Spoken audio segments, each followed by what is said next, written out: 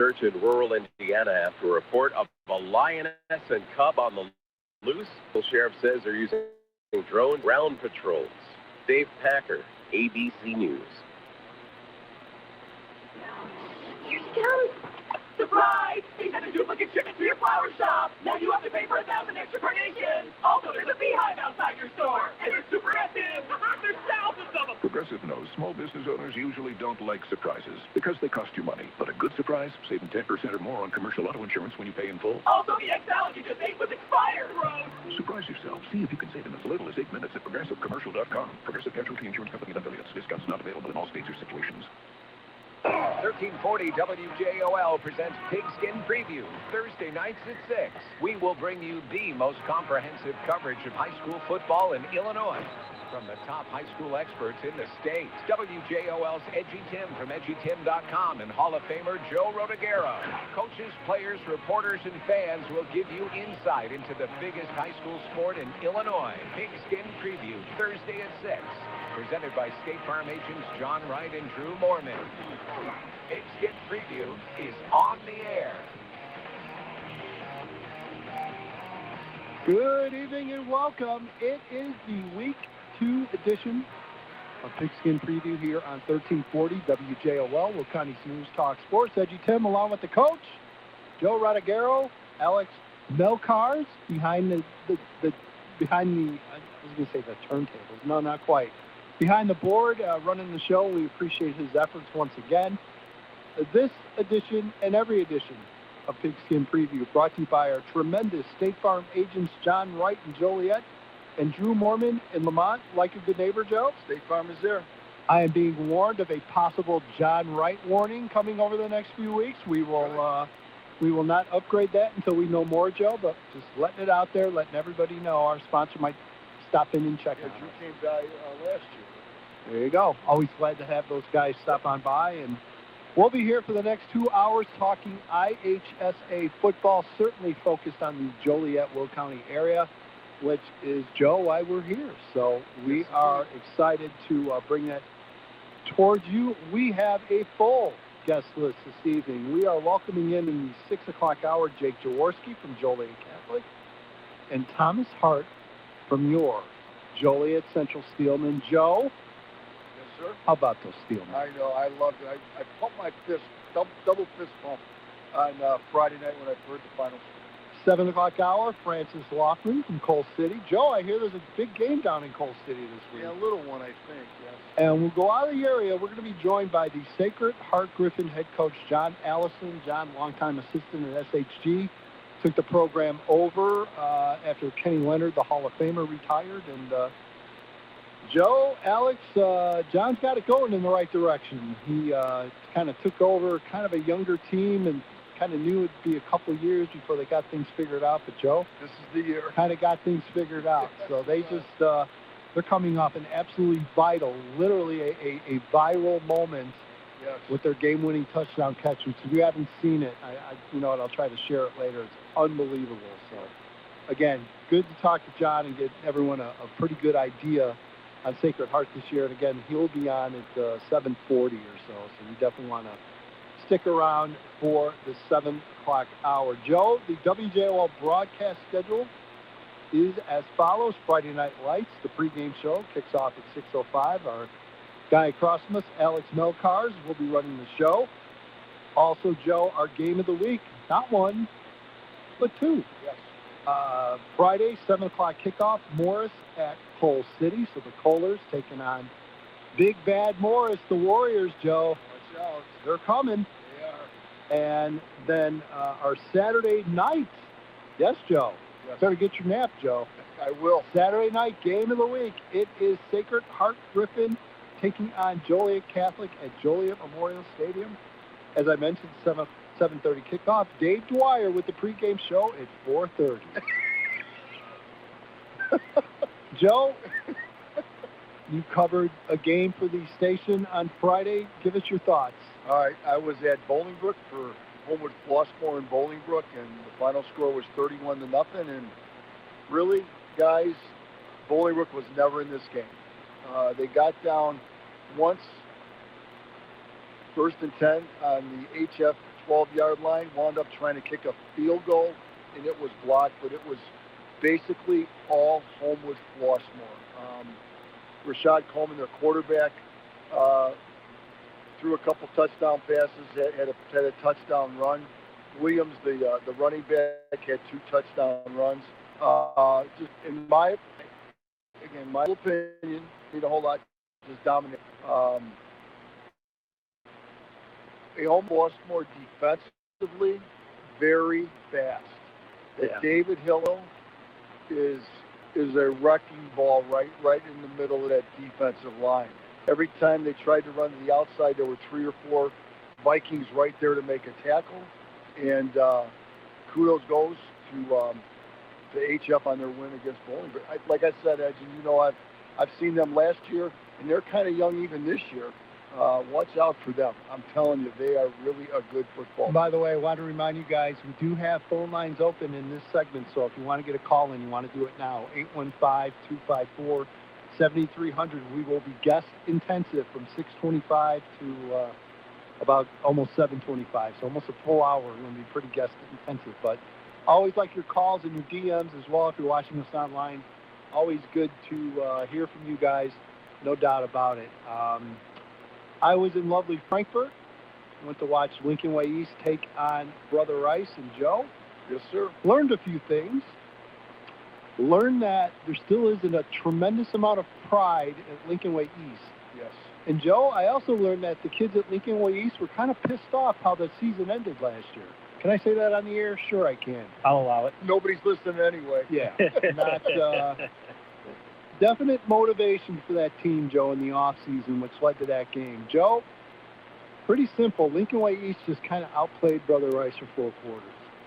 Brother Rice kind of sloppy in the first half, kind of able to get some things going eventually, but defensively, Joe, the calling card for Z, and it came to play. And again, that's been, you're right, that's been the calling card of Lincoln Way East since Rob's been there. I mean, they're not overly big.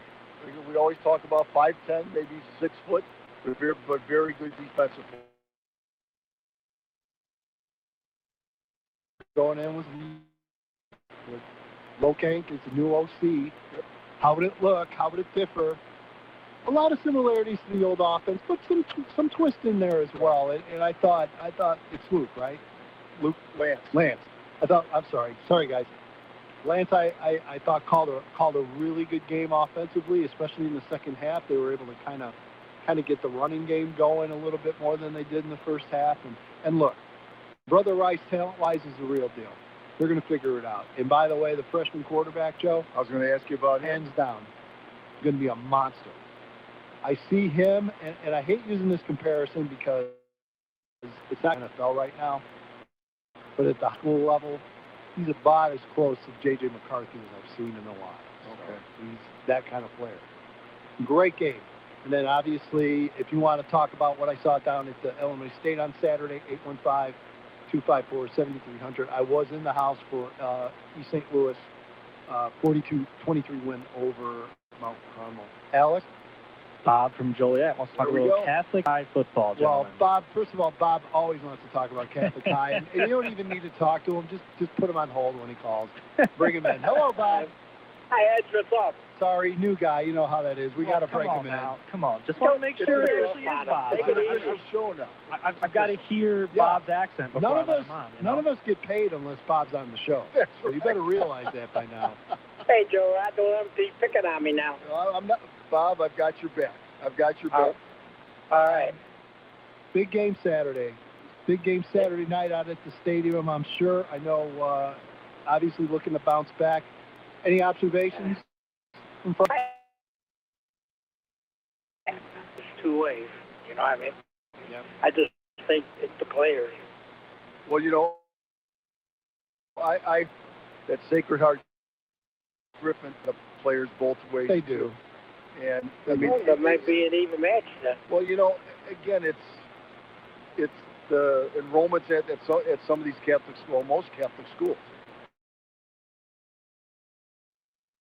Blue.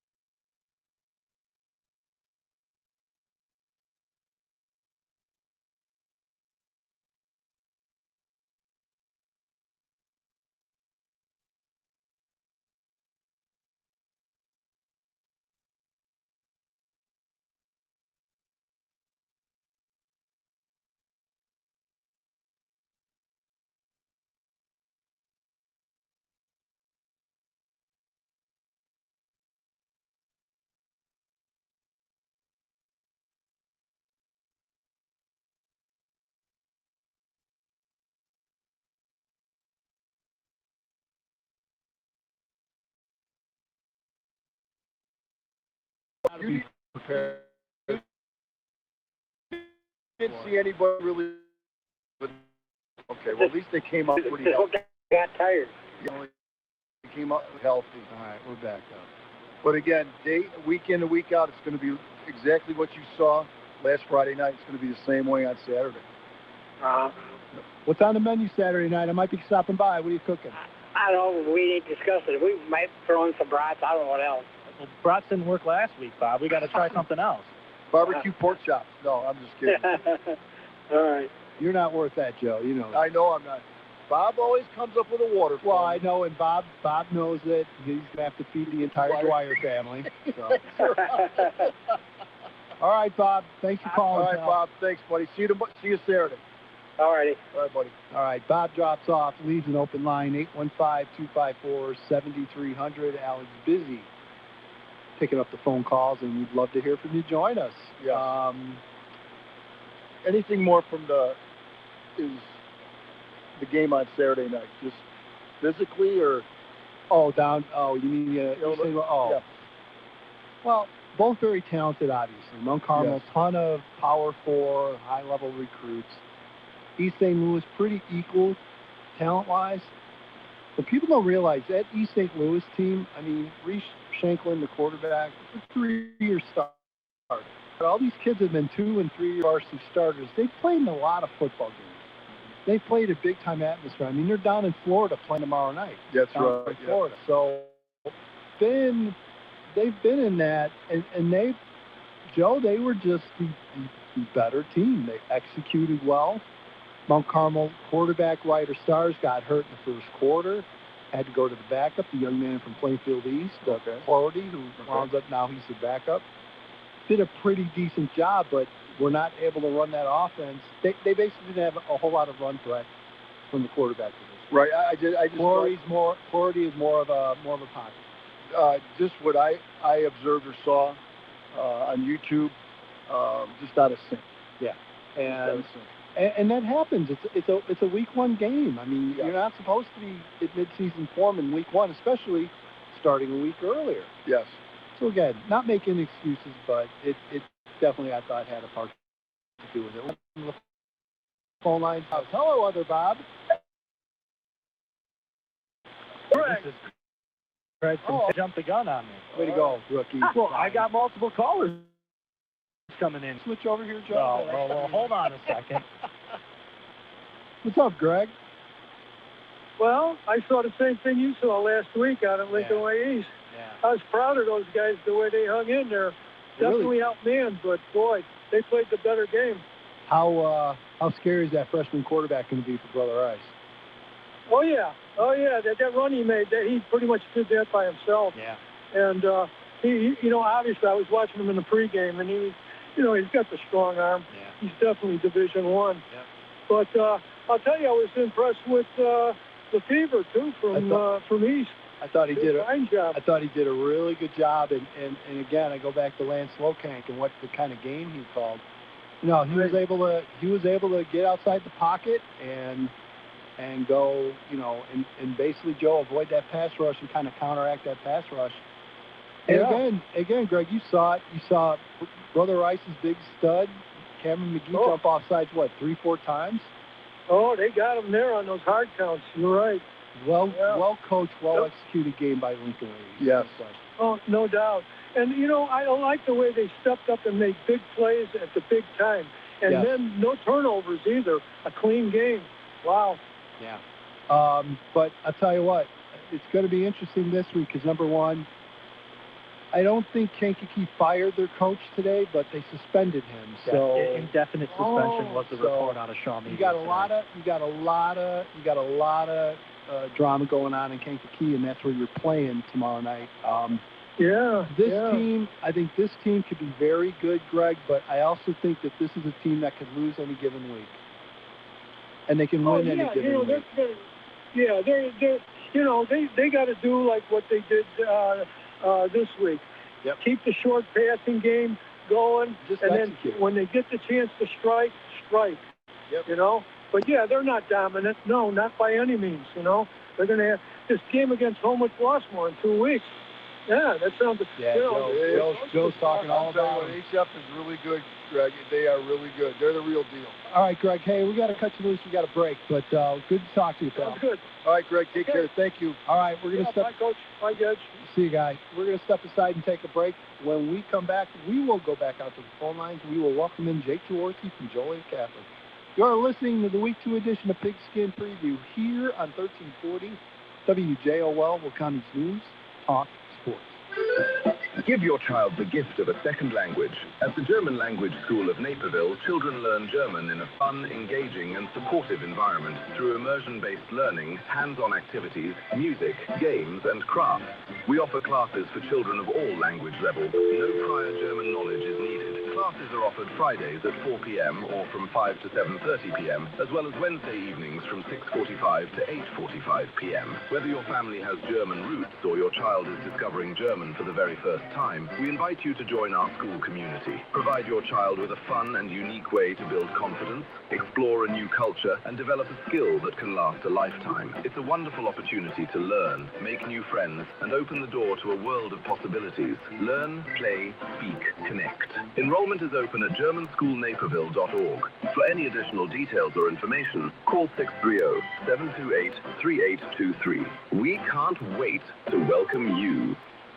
The best fair in Illinois returns September 9th through September 13th. The Sandwich Fair. 5 days of family fun with carnival rides, livestock judging, harness racing, and tons of vendors. Wednesday, September 9th is Kids Day. Children 12 and under get in free. Thursday, September 10th is Senior Day. Fairgoers 65 and over get in for $7 before 5 p.m. And it's NTPA truck pulls. Friday, September 11th, the Sandwich Fair welcomes country star Brantley Gilbert.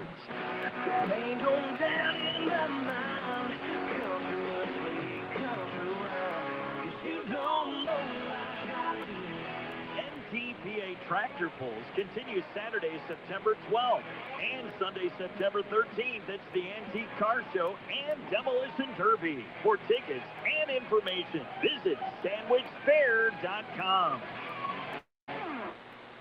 As we age, knowing where to turn for help can make all the difference. Age Guide connects older adults and caregivers with local resources, including home-delivered meals, transportation, caregiver support, and more at no cost. Serving DuPage, Grundy, Kane, Kankakee, Kendall, Lake, McHenry, and Will counties, Age Guide is here to help you stay safe, be healthy, and thrive at home. You don't have to navigate aging alone. Call 1-800-528-2000 or visit ageguide.org. Funding provided in whole or in part by Age Guide, Northeastern Illinois, and the Illinois Department on Aging. Get organized and save big money with Dakota Closets now at Menards. Dakota Closet systems can be installed in any room, from home offices and laundry rooms to walk-in or reach-in closets. Use the You Create Closet Planner to design a Dakota Closet system that maximizes your space and matches your style. Available in-store and online. Plus, check out our weekly flyer on Menards.com for more great deals happening this week. Save big money at Menards. Pigskin Preview with Edgy and Rod. Pregame! Let's pregame. Brought to you by State Farm agents John Wright and Drew Mormon on 1340 WJOL, WJOL.com, and on Alexa. Hey, it's time to go right now. And welcome back. It is the Week 2 edition of Pigskin Preview here on 1340 WJOL, Will County's News Talk Sports. EDGYTIM here, along with the coach, Joe Rodagaro. I almost screwed up your name. And Alex Melcar is joining us, running the board for us, and we appreciate that. Joe, going to go out to the phone lines and joined by a gentleman we know very well. We get to see him on Saturday night. So, yes. Joe, I was scanning through the Facebook the other day, which, us older tend to do every once in a while, and I see the Jaworski family, and I'm like, wow, okay, that's cool. And then I see this young man in a JCA football uniform. Yes. I'm like, oh, my God, Josh finally flipped his lid. He actually put a uniform on, and he's out there playing. No, wait a minute. That's Mr. Young Jaworski. That's Jake. That's Josh's son. Yep. Holy cow. Yep. Josh, how wild was that for you? That was pretty cool moment to see. It's kind of been a long time coming, and to actually kind of scary that it's here. But cool. And before you know it, Jaws, he's going to be graduating. Yeah, hope it slows down a little bit. But yeah, pretty cool. You know, part of a pretty cool experience for those guys, those freshmen. We got a lot of familiar Joliet Catholic names, and you know, a group of kids that have kind of waited a long time to get to JCA. It's crazy that they're there. Talk about the new job that you have right now at school. Yeah, so moved out of the classroom after 20 years and working in the advancement office, development office, working on the capital campaign with Mr. Quigley, working on some special events like the golf outing, Hall of Champions, and then in the admissions office as well. So, yeah, a little bit of a change of pace, but it's off to a good start. Fill us in. Any construction update going on? I know it's, you know, they cleared out some stuff. Joe, I still got to get over there. Joe, maybe I saw it for the first time. A lot of dirt laying there. A lot of dirt. A lot of earth moving. Russell Company is getting after it. You know, left practice a little bit ago and still have trucks out there. I think they're on track to kind of finish the dirt process up here in the next 2 weeks, and then they'll start like running electrical and whatnot on the ground. And I don't know. They're saying hopefully by the mid to end of October, you know, having a turf field out there. Wow. So we'll see. It's exciting. Yeah, it sure is. Sure is. Yeah, that would be absolutely fantastic. It'd be great. Fill us in last week. You know, obviously going into a game against Fenwick, I think everyone saw they had graduated a ton from last year's team. But Jaws, as you well know, probably as well as anyone, a program like Fenwick, they truly just kind of reload.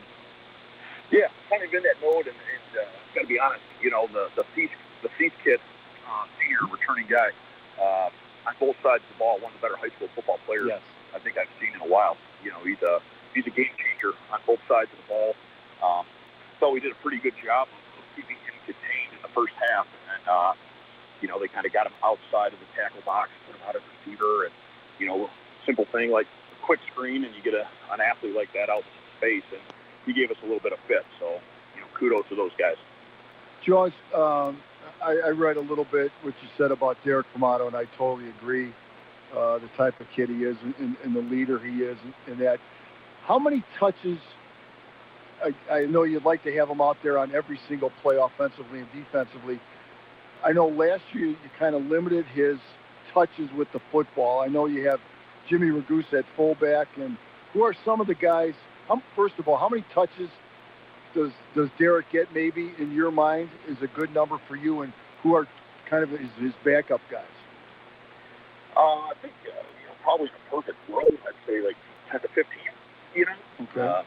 We'd ride the hot hand. You know, a little bit. Some issue we had in the second half, we weren't able to pick up some first downs. You know, so we were a little bit limited in the amount of plays we had. But Derek run the football, and then you got a guy like Duke Mays, senior Duke Mays, got some carries, and then sophomore Sonny Smart were some of those guys that carried the ball. As far as this week coming off the practice, getting ready. First of all, health-wise, I'm sorry, Joe, I'm not sure. I don't remember if you asked it. Health-wise, doing okay going into this next game? Yeah, we're as healthy as we're going to be. We lost a senior offensive skill guy. I think it was the Thursday before the Thursday of last week. We lost a senior guy who will be gone for the year. Kind of tough for him. Have to see that, but you know, we'll have some guys step up in that position. But yeah, otherwise we're healthy. You know, and again, it's so early in the year, but Joe, we kind of had mentioned before, you know, this Saturday you're playing Saturday night out at the stadium, and I mean, it seems like it's a big atmosphere. I mean, people are really pumped up and excited for this game. Yeah, it should be pretty cool. You know, kind of if I call them a rival, but you know, a familiar foe that's not from the area. You know, a team like Sacred Heart that we've, you know, I think you know, going back to 1975, played them in the first state championship game that we were a part of. You know, and then played them in a few other state championship games, played them in the playoffs. But I think this might be the first time playing them in the regular season. So, yeah, kind of unique. Saturday night, you know, they played on Saturday this past week against Lincoln Way Central, so they, you know, didn't want to have a short week there, so we had Saturday, and then there's a couple of USF soccer games on Saturday afternoon at the stadium. So, you know, kind of creates a Saturday night game, which, you know, a lot of times on Saturdays those are afternoon games. So, you know, it might be one of the only games in the suburban area, you know, on a Saturday night. So, yeah, probably a good crowd. It's supposed to be a beautiful night, too. So it should be a good atmosphere. Jaws, you got a sophomore at the controls on offense, Liam Huffman. And again, as a sophomore, a lot of stuff thrown at him. Young guy, just kind of take what he has basically right now, and hopefully he'll progress. Yeah, really, I think the biggest thing for him is a very coachable kid. And, maybe saw some youth like mistakes the other night, but kid that kind of, just kind of the next play, ready to go, and he's come out this week and he's had a great attitude and back to work. He's got a lot of physical tools. Maybe you saw the game speed up a little bit on him, but it goes back to we got to do a better job of running football, and take that pressure off of them. When you're in second long, third long, that's tough for an experienced quarterback, let alone a younger guy. So, that's kind of the emphasis this week. Kind of got off to we had the extra day this week, but I don't think we would have done it by the way we practiced. Kind of got after a little bit, and our kids responded pretty well. So, we got a little more preparation tomorrow, but our kids got after it this week, that's for sure. Jaws, as a former receiver yourself, I would love to know your thoughts on the one-handed catch.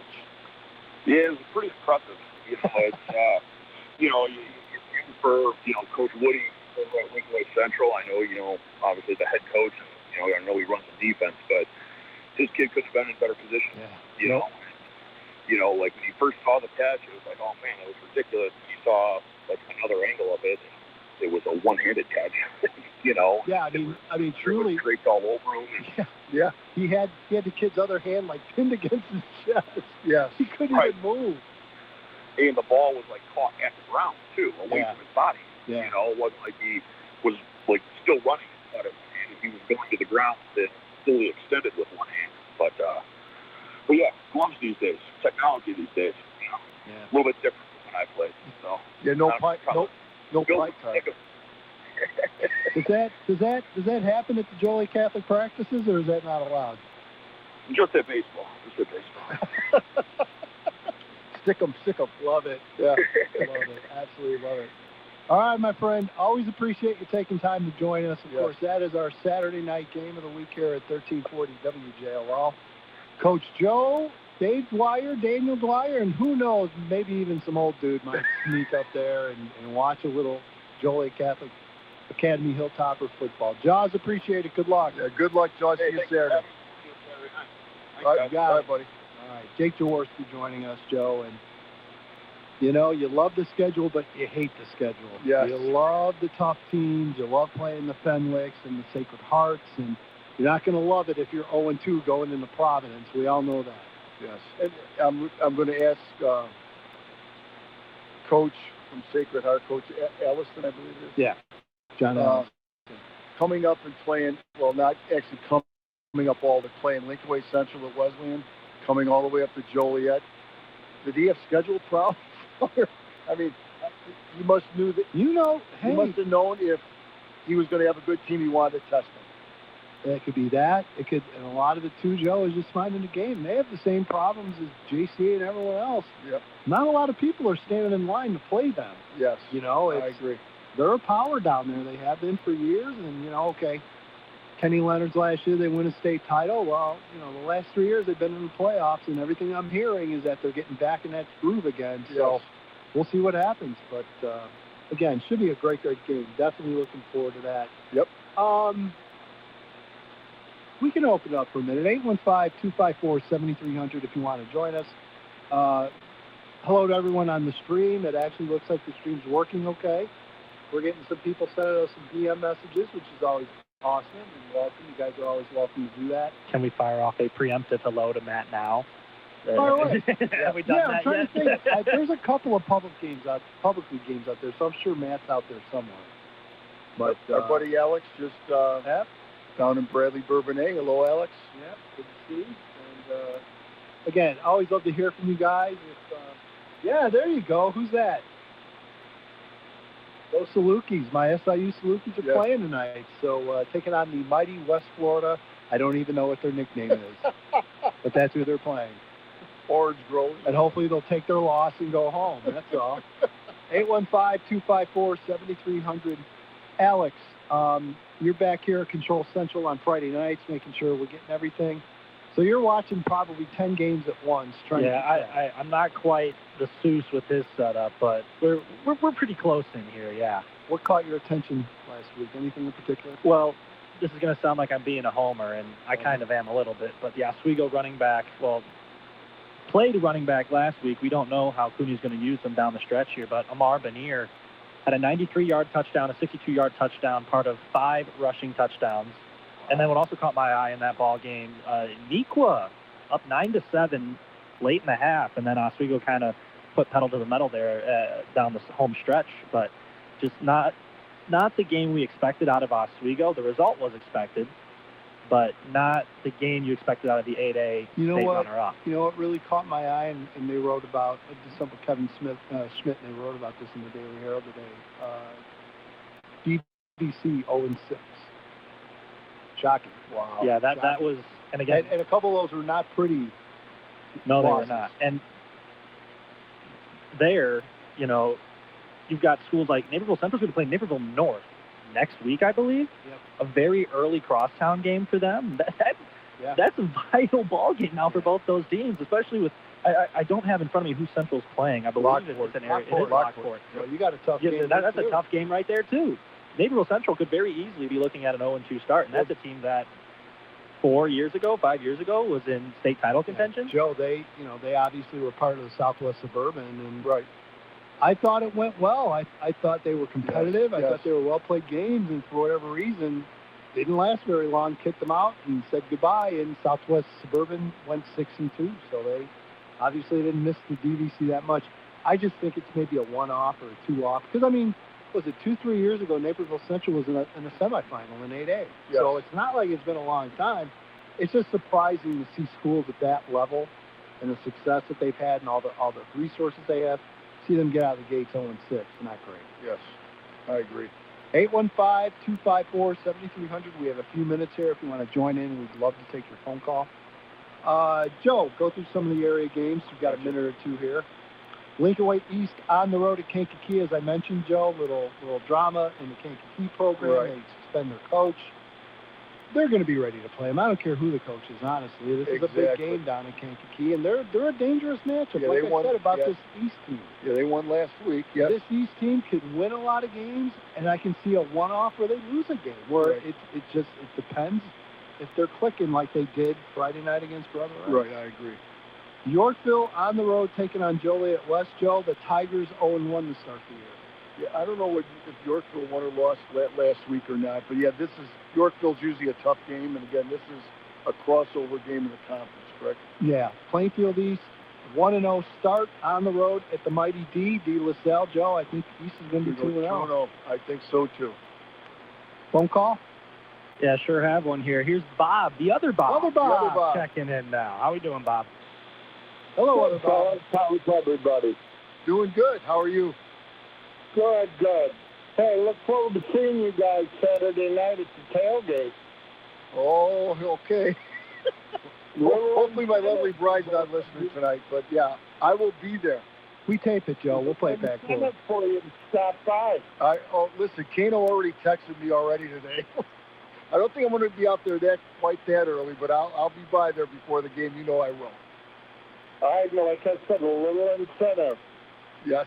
Okay. Yes. Oh, for does sure. Does that go for others or just Joe? Well, you That's too, no. obviously. That's a no.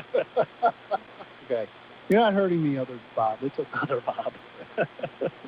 All right, fellas. What are your thoughts, sir? What are your thoughts about the expanded playoff system? You've been very quiet. Let's hear what your thoughts are on that. I don't like it. I don't like it at all.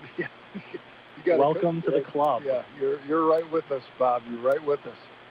To me, it's the mentality of give everybody a trophy. What did you really earn? Yep. That's exactly what it is. You know what? We're from the philosophy of give us like a chicken wing and we're good. Like, don't give us playoffs. We want to earn our way in. That's right. And I totally agree. I totally agree also. All right, other Bob. Always good to hear from you. Yes, I'll see you Saturday, Bob. Okay. All right. Thank you. All right. Other Bob drops off, and All right, we're going to step aside and take a break. When we come back out to the phone lines, and looking forward to this one. Yes, the big indeed. man. Yes. Thomas Hart, Joliet Central will join us. We will talk about the Steelmen's Week 1 win, preview their Week 2 game, and who knows, Joe, a little playoff talk. What? Yeah. You're listening to the Week 2 edition of Pigskin Preview here on 1340 WJOL. Will come as news, talk, sports. Misusing prescription opioids is both very dangerous and can be difficult to spot. Opioid use disorder can cause both physical and mental harm, as well as damage your relationships and everyday life. You could put yourself at risk by simply taking a medication twice because you forgot, or not taking your medications as directed. It is important to be aware of the signs of opioid use disorder, as well as the resources available to those who struggle with opioid misuse. The Wilmington Coalition for a Healthy Community is determined to keep our community safe from opioid and drug misuse. One step for us to do is to help you spot opioid misuse and understand the potential alternatives to opioids for treating pain.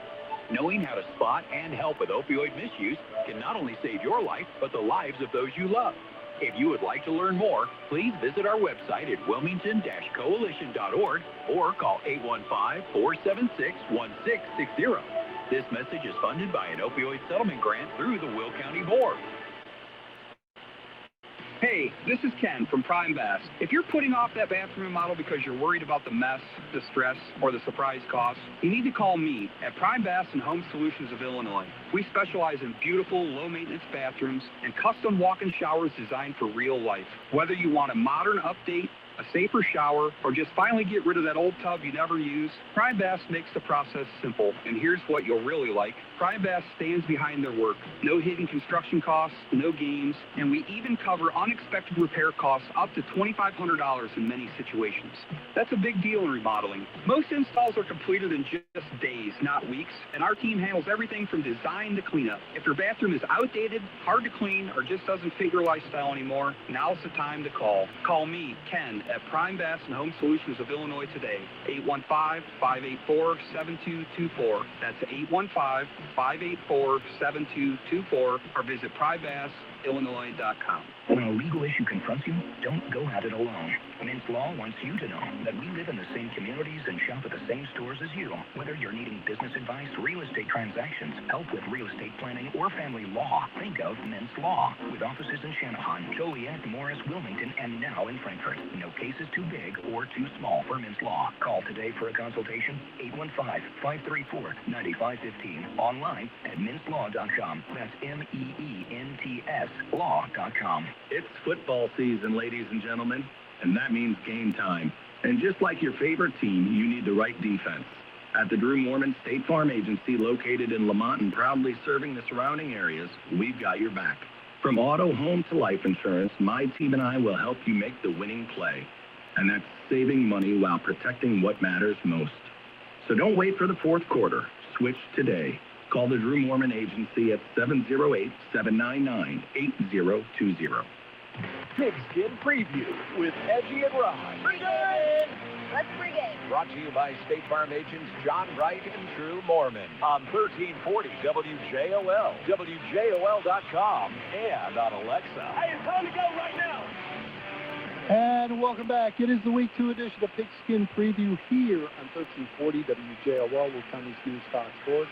EDGYTIM, along with the coach, Joe Rodagero. Alex Melskar is joining us behind the desk and spinning the dials. And Joe? Yes, sir. One of our guys. Yes. One of our favorite guys. One of the first messages I got Friday night. We won. I didn't even have to look twice. Welcoming in Thomas Hart, the head coach of Joliet Central and the Steelmen, Joe. Yes. Got win number 1. They are 1-0 in the slate. Hello, sir. How you doing, guys? Doing well. Great to have you on board. And like I told you, you get that first one, you're definitely part of this show the next week. And I'll put it to you again. You win this week, we're going to have you back on next week. Right. Oh, great. West week. The best week. I mean, fill us in. Yeah. How has this week in school been? It's got to be fun, right? Yeah, it's been really exciting. I think the community's really bought in. We had a gold blew out on Monday, to kind of show off that, you know, that we have won, and we have won on the road, and we've won, and that, you know, and our whole program, top to bottom, you know, especially if we had JV won as well. So everyone was super excited coming in, and really excited for now tomorrow night. Tell us about, you know, the end of the game. I don't know how much time was left on the clock when the field goal was kicked, correct? Yeah, there was about 30-ish seconds. I had to keep running down the sidelines and calling timeout as I was calling the timeout. So, yeah, it was, again, let's say there's a lot more white spots in my beard than there was when I got there. So it was crazy, but our guys pulled it off, you know, using our experience of taking our licks in the past. So. Well, they never gave up, because I remember a score.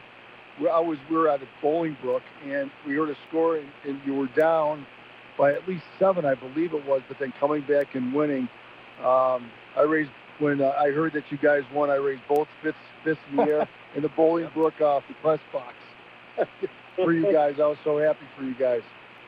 Yeah, they came out swinging, and we were down at half. You know, again, it comes back to our past is learning how to take our licks, but also we can't retreat. We gotta again keep moving forward. So, you know, they came out. Our defense played lights out. You know, it was great coaching adjustments across the board, and so we were able to put up points. And obviously, Sellers' legs helped us out a lot, and so did Woods. I think Woods had 65 yards, 12 rushes, and Sellers had 24 for 179. So those two on the ground were huge helps to us.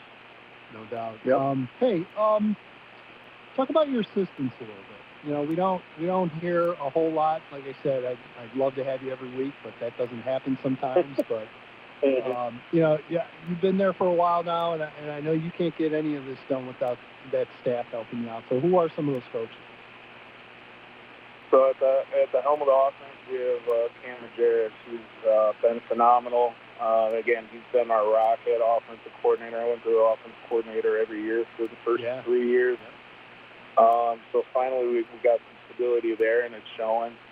And then, you know, and then I got a ton of alumni back, and you know, with James Beck, who played in the way back, and then obviously Coach Ward is always here, so that goes without saying. But also I have 2 brothers now who are playing together, the King brothers, Ryan and Jared King. They both played at St. Francis. They both coached at St. Francis. They're 2 homegrown kind of Joliet guys, and they're really getting the defense together and humming. They're young, so Coach Ward is kind of the guiding wisdom there. That bum, huh? That guy's like a bad penny, man. You can't get rid of him. He's unbelievable. I can't believe that guy's still coaching. I'm joking, Thomas. You know I've known Tony forever. He was my neighbor for quite a few years, so no, he's the best. I'm just thrilled he's still hanging around and helping you guys out. Yeah, he's probably forgotten more football than I even know or will ever know. So, and then, you know, my special teams coordinator, Coach Kovac, came over from Lamont. He's a District 86 guy. So I love we have our Joliet homegrown who taught kids in, you know, 6th, 7th, and 8th grade, and now we're at, you know, he's coaching them in high school. So that's a unique experience for him. So I love these homegrown guys. That really bring the history out of Joliet. And that's something we're trying to do more as we're coming from the 100th birthday of the Steelman. Wild, yeah. Which we will be celebrating. A lot of 100 celebrations in this area. A lot of them over the last handful of years. And yours is one of them as well. And again, it's just seeing the high school itself is a history story. Alone, just see out the building. The building itself is just a history story. So yeah, I can only imagine the other stories and wars of that place. I mean, the old barn for basketball, all of it, just amazing. And I'm thrilled you're bringing alumni Yes. And you put them on the staff, Thomas, because you know what? I see it go. Sometimes it happens in some programs, sometimes it doesn't. But you know, I think it's a really good thing for your program, and it's a really good step, I think. Yes. Yeah, definitely. I mean, again, the stories that they get to share with the kids, and they've bled and sweated and cried on the same, areas in the same field as them. Like, the kids really appreciate hearing stuff like that. Joe? Coach, we talked at the coaches show, and I think it's what I would refer to as the fruits of your labor and the coach's labor, having a lot of returning guys coming back. It probably makes things a little bit easier with getting that first win, and these kids have a little more energy in their step, but having a lot of guys returning and knowing what it's all about has to help. Yeah, again, that was a game of who's going to be more disciplined. I think they had a lot of penalties and delay of games and stuff, which put them out of position to really gash us. And our kids responded, and instead of pouting or getting in their faces, we just played our game, and it came down to the wire, but we really used that experience that they've had over the last couple of years to make sure that this wasn't a 1-point lasting game. This was just 30, but we got at least 3. So right. Hey, Coach, this is Alex Malcars. A win this week. You've got Bremen, who started the year 0-1, lost to, I believe it was Glenbard South last week. Yep. A win this week. Not only would that be a 2-0 start, which is the best start in the program's last decade, at least, I believe, but you would also have your first multi-win season in the program since 2018. What would that mean to this group of kids, to the staff, to you? What kind of history would that set, and what would that do to the culture you're trying to build here at Central? I think that really is something that will elevate us and show that we are, we are moving in the right direction, and we are growing and getting better, even as coaches. Again, we're all very young, compared to a lot of coaches that we're facing, and we just need to keep that going and keep the school involved in that school community, and they really have. There's a ton of Spirit Squad stuff, and all our clubs reaching out and really building that community. We're hoping to, again, our last home opener last year, we sold out concessions for the first time ever, I think, because of the people that were there and because of our sidelines. So, and it's getting these kids really engaged in football at whatever level they can. The truth for everyone in my program, whether it's a manager, a water girl, helping out the athletic trainers, or playing, there's something for everyone here, because that's how I was raised when I was playing football. No doubt. Hey, just thrilled for you. Yes. Go get another one. Yes. And look forward to talking to you again next week. And again, just wish you the best, big fella. Keep doing what you're doing, okay? Thank you, guys. Always appreciate you. All right, good luck, Thomas. Thank you, Coach. Thomas Hart joining us from Joliet Central. And Joe? I want to be able to raise my fist again. How about it? A guy that just keeps slugging away, just fighting away, and hopefully we'll see it this year. And I mean, if they wind up as a playoff team, and I know it's really early to talk about that, we're media, we're allowed to do that. Yes. That'd be the first time in 50 years, I believe, that they would be in the playoffs. Some place around there. And what a story that would just be for this community, right? You look at Joliet Catholic as, the standard of football in the city, but to get, the flagship school, Joliet Central, back into the mix would just be an unbelievable atmosphere. And I have no doubt they would travel for that ball game. Are you kidding? Most of the Joliet Catholic fans would be happy to see Joliet Central have some success. I totally agree. All right, we're going to play a really quick game here. We're going to share it with everyone watching. We're going to play a game called Would You or Would You Not? Oh, here we go. Now, If you've ever known anyone involved in radio, the one thing you know about this industry, if there is anything decent in the kitchen, even if it's not gone. Even if it's not decent. Yeah. It is like hungry, ravenous wolves around. Okay, now look at this. It's from Milano Bakery, who I will give a plug to because I absolutely love Milano Bakery. I'm in on that one for sure now. It is a kind of like a cream puff with some sprinkled things going on. Look at that, Alex. Yeah, I mean, it looks great. It looks great, Joe. How long has it been sitting there? I don't know. See, that's the key there. And it that's looks too good to be left out this long. I agree. Now, I know there's not a ton of people in these offices like back in the old days, but, Joe, I don't know, Back man. in the old days, that carton would have been eaten, too. It doesn't look like it's been messed with or anything, so let us know what you think. Would you or would you not dig into this? Hour number 1 in the books. Don't go anywhere. You're listening to the Week 2 edition of Pigskin Preview here on 1340 WJOL, Will County's News, Talk, Sports. Your home deserves the very best. And in the Joliet area, homeowners have trusted family-owned R.E. Duchesne Construction for years. Hey, it's Scott Slocum for R.E. Duchesne Construction. You already know R.E. Duchesne as the go-to experts for roofing. But did you know they also specialize in siding, gutters, windows, and more? With an A-plus rating from the Better Business Bureau, R.E. Duchesne Construction delivers top-quality craftsmanship you can feel confident about. They're a licensed and fully bonded exterior contractor. Heck, they're the one I use and who I trust. Big job or small, they treat your home like it's their own. Because let's face it, your home is your biggest asset. Financing is available. So whether it's a new roof, fresh siding, or energy-saving windows, choose the company your neighbors and I trust and refer. R.E. Duchesne Construction. Visit reduchesne.com today or call 815-722-2821 to schedule an estimate. That's 815-722-2821 or visit reduchesne.com. R.E. Duchesne Construction. Quality, family, trust.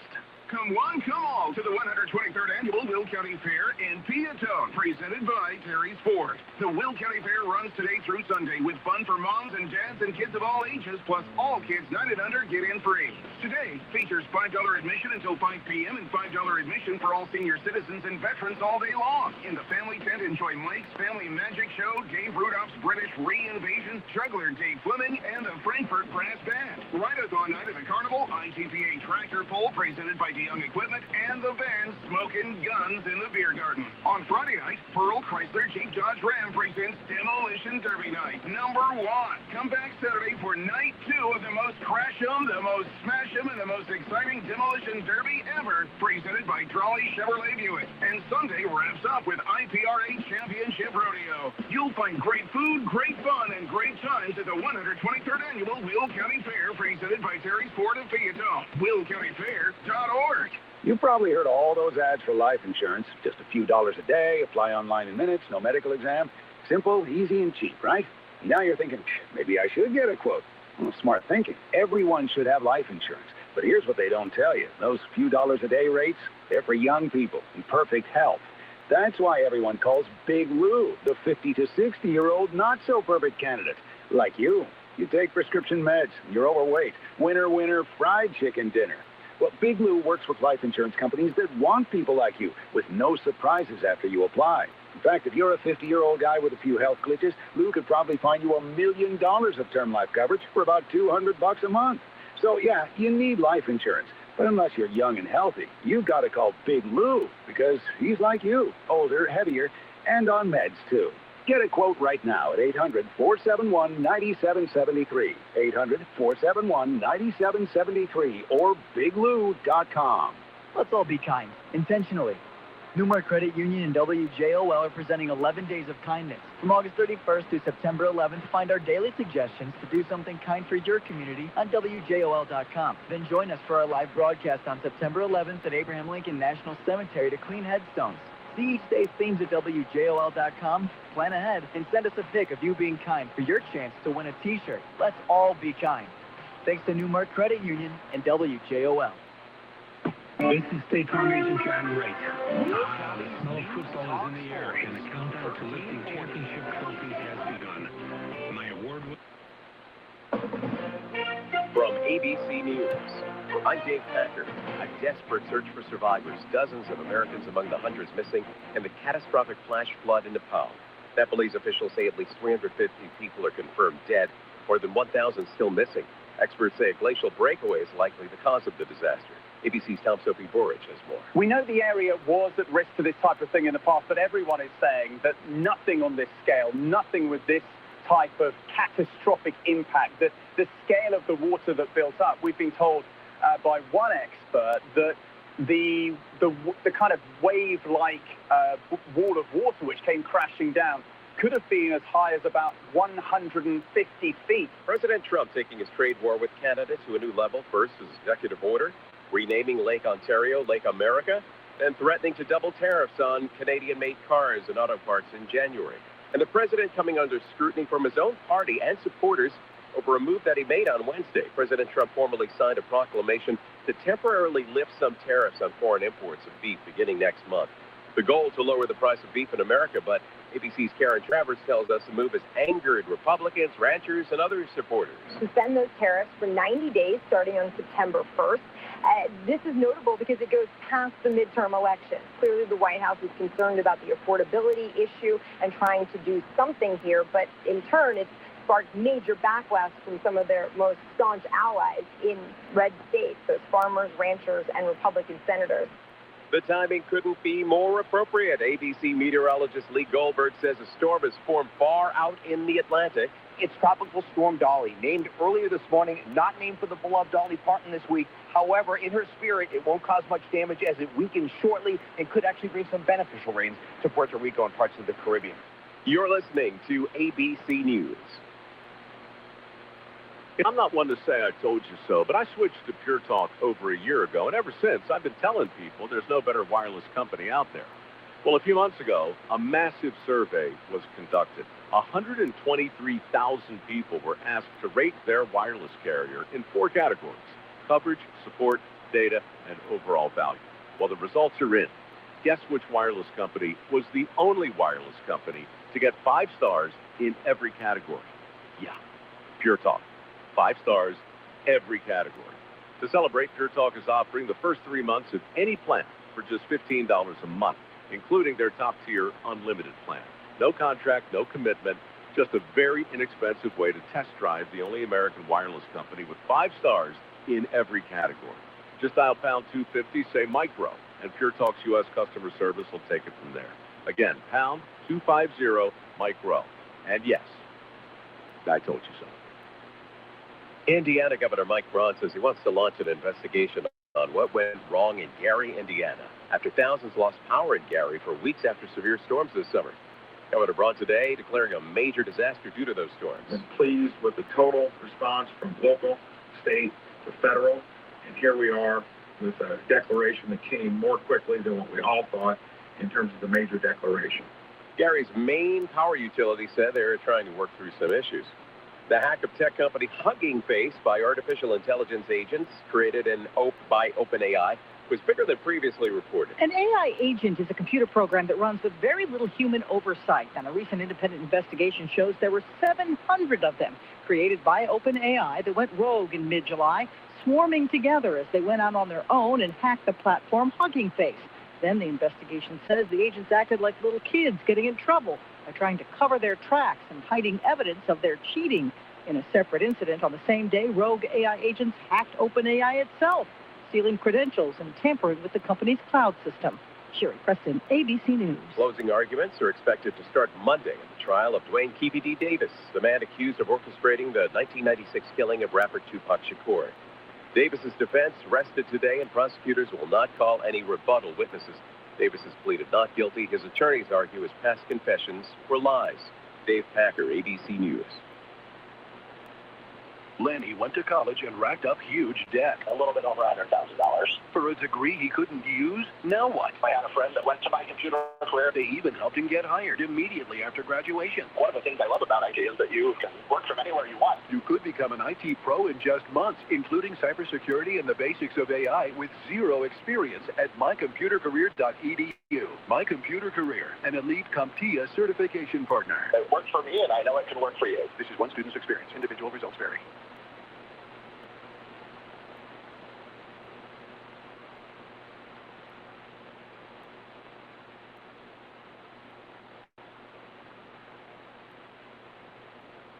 WJOL's Edgy Tim from EdgyTim.com and Hall of Famer Joe Rodiguero.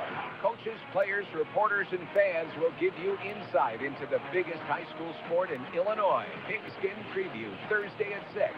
Presented by State Farm agents John Wright and Drew Moorman. Pigskin Preview is on the air. And welcome back to hour number 2 of the Week 2 edition of Pigskin Preview here on 1340 WJOL, Will County's News Talk Sports. Edgy Tim, I'm with the coach Joe Rodiguero, Alex, Mel Cars, and you. So welcome. This edition and every edition of Pigskin Preview brought to you by State Farm agents Drew Moorman in Lamont and John Wright in Joliet, like the good neighbor Joe. State Farm is there. Broadcast schedule is as follows. Friday Night Lights tomorrow evening, 6:05 kickoff with Alex, Mel's Cars. Anything special cooked up? Not yet. Not yet. We do have an opportunity, though, to call on the post-game show this week, so we do want to make sure we're taking your calls on the post-game show. So stay tuned when you get in the car, wherever you're coming from. I don't care if you're down in Peoria, if you're streaming it down in Peoria, or if you're walking out of the Morris Whole City ball game on Friday night. We want to hear from you, hear your takes on the slate of the weekend, and we could talk about JCA on Saturday as well. There you go. So that's the pregame show as well as the postgame show. Our game of the week Friday, 7 o'clock kickoff at Whole City, Joe. Making a return visit, I see. Yeah, good place. Whole City hosting Morris. Again, as I mentioned, 7 o'clock kickoff, and you've got the post-game show. Then our Saturday game of the week, 7:30 kickoff, Sacred Heart Griffin at Joliet Catholic with a 4:30 pregame show. So there you go. Definitely turn into it. And speaking of long, drawn-out days, let's bring in Francis Lawford from Whole City, who just a day or two ago finished up his first game, Joe. Yes, I know. I think they're done by now. Hey, Coach. Hi, guys. So does it feel like you wrapped up your first game like a day ago? It was definitely a different experience, having to kind of navigate the weather and coming back the next day, trying to schedule that, and getting through that, and then obviously when you got a big one come around the corner, it's been a quick week. Francis, I'm going to go back to Friday. I mean, it wasn't your call. I'm sure they talked to you about this. Was the weather that bad that they couldn't wait, or it was just too long of a wait? You know what happened was, we got the game started, and I was really hoping there would be a window where we could finish, but we started getting lightning. Okay. And so the storm, I'm thinking, okay, it just needs to pass. We'll have a window. We can probably finish. Be a little bit later, but we can finish tonight, right? And the thing. The Red Sox, we were all radar watching during our delay. It just wouldn't move, and it got to the point where it was still sitting there, lightning everywhere. That it was another front had actually progressed behind it. So when it actually did go through, there was still another front still to go. So at that point we just decided to cut our losses and come back in Saturday morning. How much of the game did you get in on Friday night? I believe it was about 5 minutes left in the second quarter. So we have a quarter and a half, and that's frustrating attack, but we try to use it to our advantage. We cleaned up a few mistakes, a few issues there, and try to make the most of it. A credit to our guys. They regrouped, got back, Saturday morning early, ready to go, great energy, and because I feel like football is very regimented and routine based. Yeah, yes, you're right. We all. And for As sure. you get older. Yeah. So it's a credit to our guys and our coaching staff that we were able to go down there, execute, and we were able to come away with a victory. Yeah, it was so strange, Joe, on Friday because again I was in Frankfurt, nothing. I mean, absolutely nothing. You could see. Towards the very end of the game, you could see way in the distance. You saw a little bit of flash here and there, but nothing. So it might have drizzled a little bit at Bolingbrook, but the sky was dark. It was.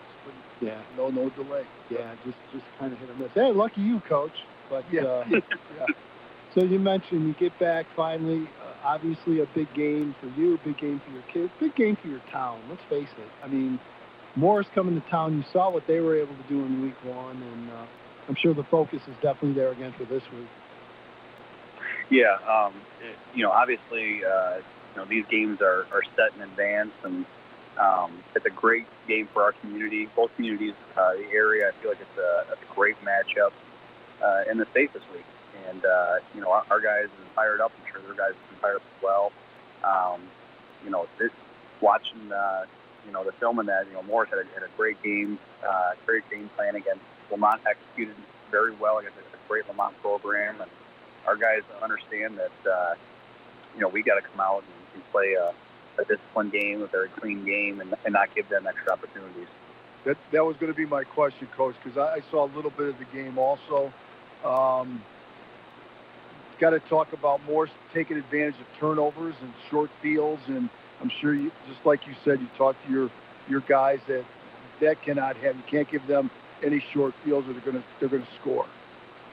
Absolutely. I mean, that's what great teams do, right? You give them an opportunity, they're going to take advantage of it. And obviously going to any game, we want to play clean. We want to play discipline. We want to execute. We want to do things the right way. And we can't have these unforced errors, if you will, to help them out, because they're talented enough as it is, and to give them extra opportunities will obviously put us in a real bad spot. So, just trying to work on that this week, put an emphasis on it, and put ourselves in the best position possible. Anything unique tomorrow night? Any little special? See, you can tell us any surprises, because no one listens to this show anyway. So, any surprise? Maybe breaking out some gold uniforms from way back? No, any special for this game? No. We're gonna when you have a task at hand that we have, we're looking more at just preparing for a very good Morris team coming to town, and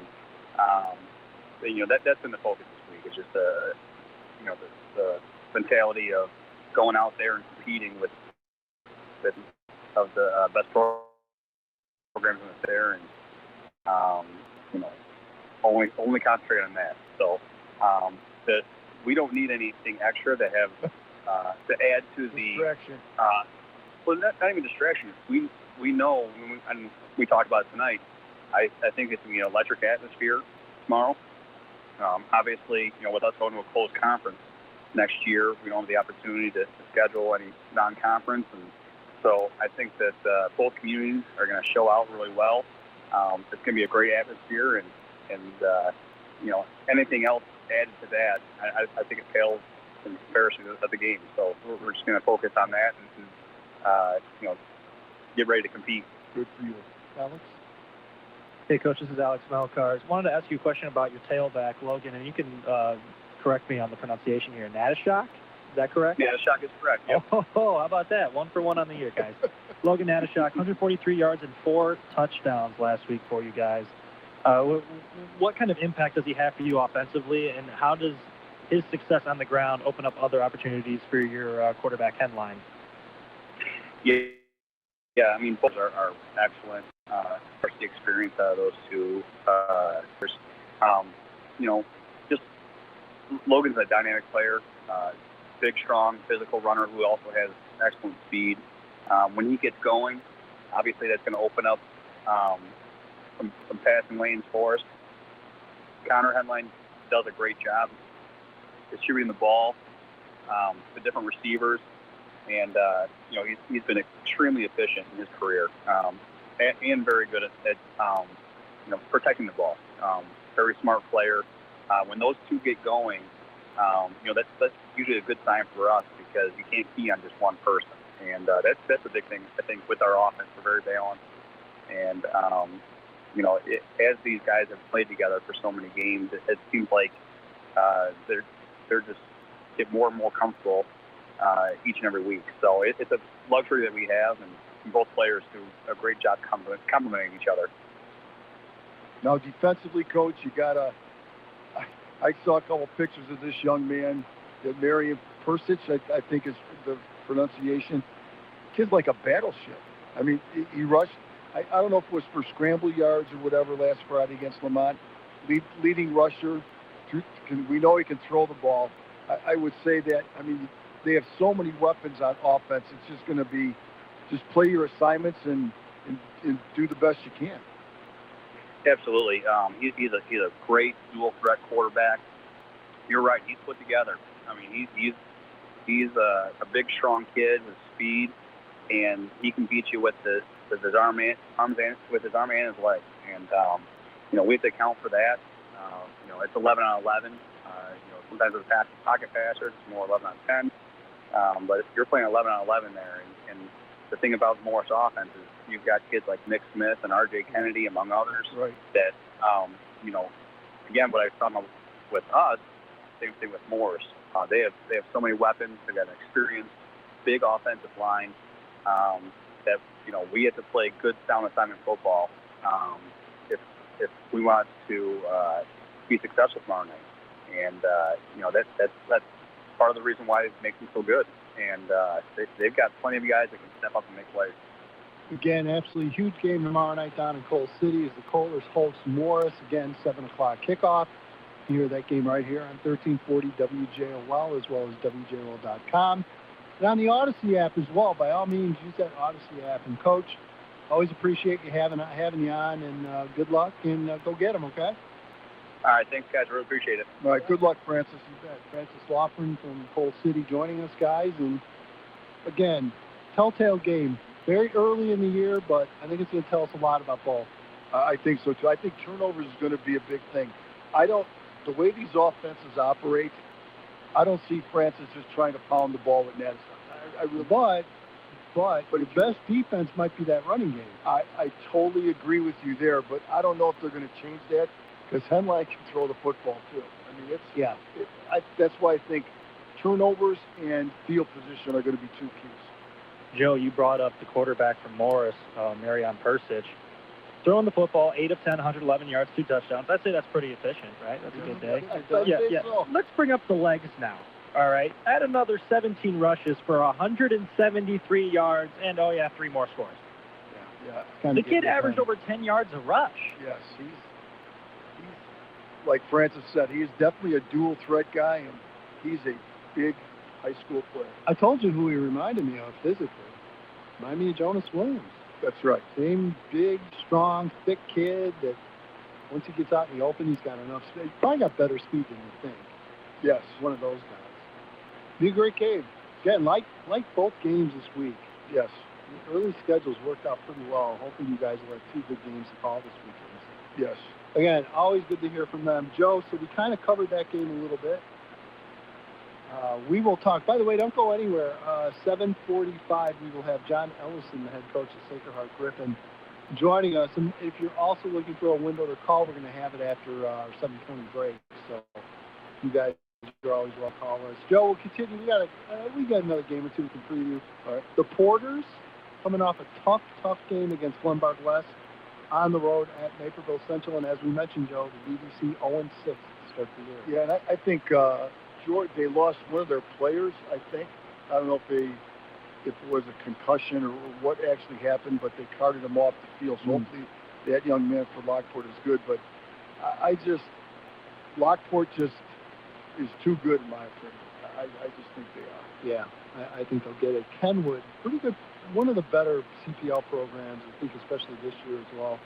On the road, they are taking on Providence. And again, nothing easy for the Celtics. No, big win against St. Rita. And as we talked about last week, the games against St. Rita, as long as I can remember, have been close games. And Providence jumped out early. St. Rita came back, and they won it late in the fourth quarter. But I just believe Providence just has too much offense. Plainfield Central starting the year 1-0. Hey, go Plainfield. Yes. Whole Plainfield area, undefeated. Yeah, I'm going to... At Matia Valley. Matia Valley, again, another one of those DVC people, schools that got beat. I'm going to pick Plainfield Central. One last one here before we go to break. Decatur St. Teresa, a huge win over Quincy Notre Dame. They are on the road taking on Reed Custer. Yeah, this is going to be a tough one for Reed Custer.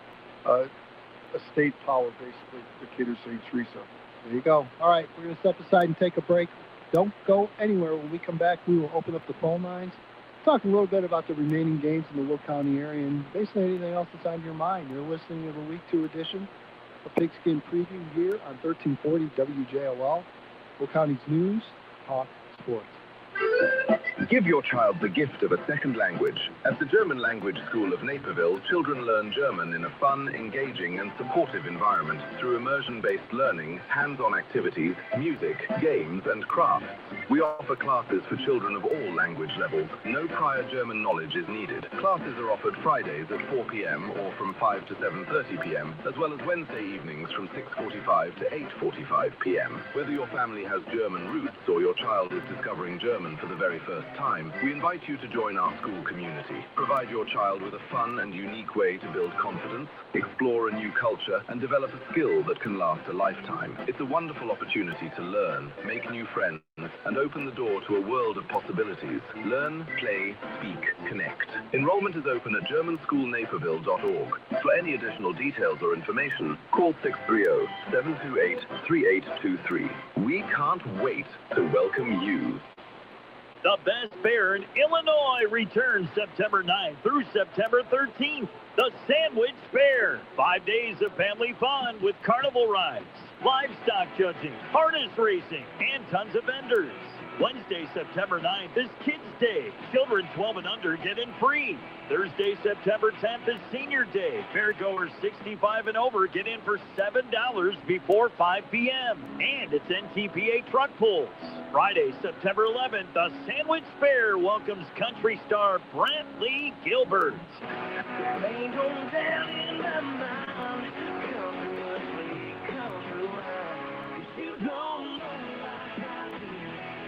NTPA tractor pulls continue Saturday, September 12th, and Sunday, September 13th. It's the Antique Car Show and Demolition Derby. For tickets and information, visit sandwichfair.com.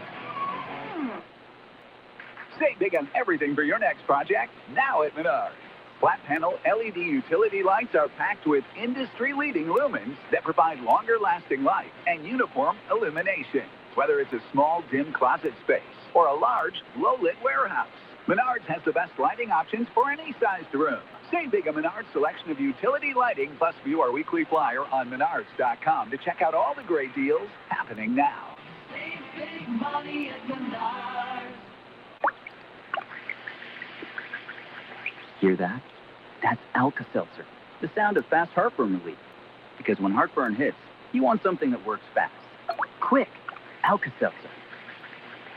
Alka-Seltzer effervescent tablets start neutralizing stomach acid in seconds, so nothing works faster for heartburn relief.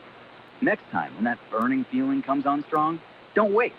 Quick, Alka-Seltzer. Try Alka-Seltzer. Use as directed. Tune in after tonight's game for the post-game show. Scores and highlights from all around Will County, plus the stars of the night. The post-game show after the final whistle here on 1340 WJOL. And welcome back. It is the Week 2 edition of Pigskin Preview here on 1340 WJOL, Will County's News Talk Sports. And by all means, support the pregame show, support the postgame show, and we will take your calls, ladies and gentlemen. Yes, even Coach Joe's calls on the postgame show. Of course, Joe's probably tucked in, ready to go to sleep by the time the postgame show rolls around. I waited up Friday night to get a phone call from you, my friend, and it never came. Joe, I know better. Okay. First of all, you were on the air a lot longer than my game. I was probably in the house by the time your game finished. And that's where my rant starts, but go ahead. Let's do it. 815-254-7300. We're considering a game starting next week. We'll let you know. We're trying to cook something up. We're going to get Alex involved here. He needs money. I like to see what Alex will eat. We can raise money to see what look in the fridge at WJOL first. I'm not above making a spectacle of myself. Yeah, I know. You know, it's welcome every week. Open phones, 815-254-7300. Go ahead, Joe. You got a vent? Yeah, fire away. I would like the people out there listening to call in on this one, please. Last Friday, first of all, I'm going to preface this by saying I coach freshman football. I coach sophomore football. I coach varsity. Oh, boy. Here we go. But in my opinion, there should be no sophomore game on Friday night. Bam. Oh, you got some angry sophomore parents that are going to start calling up. Somebody's mom just called in about little Timmy's big night. 815-254-7300. That's Coach Joe, J-O-E, who put that out there. They could play on Saturday. They could play on, well, I'd hate it if they played on Thursday. Yeah, so would I. Some do. They could play. Again, the sophomore game at Bolingbrook took longer than the varsity game. 7 o'clock start. We didn't start till 7:45. Well, where else do you have to go? To be fair, Bolingbrook's schedule is a bit different than some of the other schools. Bolingbrook started its underclass game at 5 o'clock with a 7 o'clock varsity kickoff. That's not really conducive to a turnarock there. No. The schools that start at 4:30, I think, is a little more understandable. Are we all venting? I've got a couple things. Lockport and George starts. They only play the varsity games on Friday night, and they start at 6 o'clock. Why can't I get a program still? Why is it so hard to get a roster? Yeah. Why? Yeah. Why? Well, they're going to tell you cost. I'm not asking for the entire ballpark. Put it online. Yeah, give me a PDF online. We do that at the college level. College football. We make a nice paper one every week, but it's online for you guys. Alex, you should see what the guy at Batavia does. Yeah, Dennis Pyron. I have Dennis visited. Pyron. His son was on that staff, I believe, at North Central for a little while. Yes. But yeah, back in high school when I was freelancing as a broadcaster for the NFHS network, and I have my own opinions about that. Look at you. They worked fantastic. I loved getting the Batavia game every year in the first and second round. I knew exactly what I was going to get from Pyron. Yeah. 2 years ago, we had Dennis on when they played League West. The first thing I told him was, when Edgy sent me the stuff, Coach, I cried. Yeah. Seriously. I didn't have to do any prep. It was all there. It was all there. You know, and it's not like they don't have a warning that the season's coming. And look, we're all goofed up. Season started a week later. I was goofed up. I was behind on stuff. I think we all were. We're just not used to it being as early as it is. Make it work. It's not that hard. And even just like a 2 deep for us would do huge things. I'm not even asking for that. I just want to know who I'm talking about. I don't want to scramble 3 days after to finally get a roster. There's at least 3 or 4 times, and especially during the playoffs, my friend to my left here would say, have you got a roster yet? And so I'd email him the roster that I would get. I mean, he would ask me for the roster. Yeah. Amazing. Yeah. I got a couple for you. I got a Mount Carmel one when you need it. Okay. And then Lincoln Way East gave me a nice flip card. They do have a nice flip card over there over the last 2 years. So I've got that for you. All right, good. 815-254-7300. Anything you want to rant about? It can even be football related. I don't care. 815-254-7300. Joe, the tone at Marengo. Paul Forsythe's still up there, right? He is. Yeah, that's a long trip. I think they might have left already. Marengo generally pretty solid. Yeah, towards the top of the Kishwaukee River. Now, 2 years ago, I believe they snuck in. It might have been. No, it was 2 years ago. They snuck in with 5 wins, but since then they've kind of come back to form, and they're one of the rare teams in the KRC that does run that pro-style offense. You will see them throw the football. Can Joliet Central beat Bremen at Bremen for win number 2, Joe? Got my fingers crossed. I think they can. Also, is there a mascot better than the Joliet Central Steelman? I don't think so. Top 5 for sure. Oh, yes. Gotta be. Yes. Gotta be, in my opinion. Top 5. Yes. No doubt. Neuqua Valley, 0-1 at Minooka, 0-1. Let's go, Minooka. Yes, because it's not going to get any easier getting into the conference. No, that's for sure. No. Neuqua, I don't know. Part of that DVC triangle, we can't figure. Yeah, that's not the conference that's usually a question mark. It's very shocking that we're sitting up here with our arms in the air, kind of like, what's happening? By the way, to remind everyone, Wilmington on the road at Morrison. Jeff Green's going for win 300. Yes. We will definitely talk about that in the pre- and post-game show. I'm going to assume they're going to win over Morrison. I don't even know what Morrison did last week. They won big, but I don't know who they played, really. I couldn't find results for Morrison. From my understanding, it was their first game of the year this week. This week? You know, you could be correct. Could be. Yes. I like Wilmington's chances even better then. So yes. Interesting game here, Joe. Peoria, who lost to Richwoods, which is kind of an upset, on the road at Lincoln Way West. And look at Lincoln Way West stretching their wings. Yes. Playing some different people. I love it. Yes. We heard a rumor about their quarterback at Lincoln Way West. Hopefully that young man's okay. Yep. Remember the last time we were at a Peoria, Lincoln Way West? Yes, you were stuck up in the press. No. ABC News, I'm Dave Packer. Official. You and I can't have nice things. You just can't have nice things. You and I were on the field for that game. It was a playoff game. Well, that's right. Yeah, I forgot. The onside kick. Yeah. Oh, my God. Totally forgot about that. The Ramrod just ran down the field and destroyed people. I remember you guys doing a game at Peoria. Or was that Dewey? That was Dewey and Evan in the press box. Yes, that was like 5 feet wide. Like that big. like half that window. Yeah. They have to do the game sideways. Well, I've gone down to Weathersfield. That's done a ball game down there. It's very similar. Yes. Andrew on the road at Plainfield South. How about Plainfield South? Yeah. We'll see how it goes. Yeah, Andrew's 1-0 also. Yep. Romeoville seeking their first win on the road at Tinley Park. And I don't know what Tinley Park did last either, but hopefully they... Tinley Park 0-1. Okay. Hopefully Romeoville can get going here. They're going to have to score more than 6 points, or 3 points rather, to do it, too. You concede 6 points to Stag, and you lose the football game. I mean, the offensive meetings must have not been a lot of fun this week. Yes.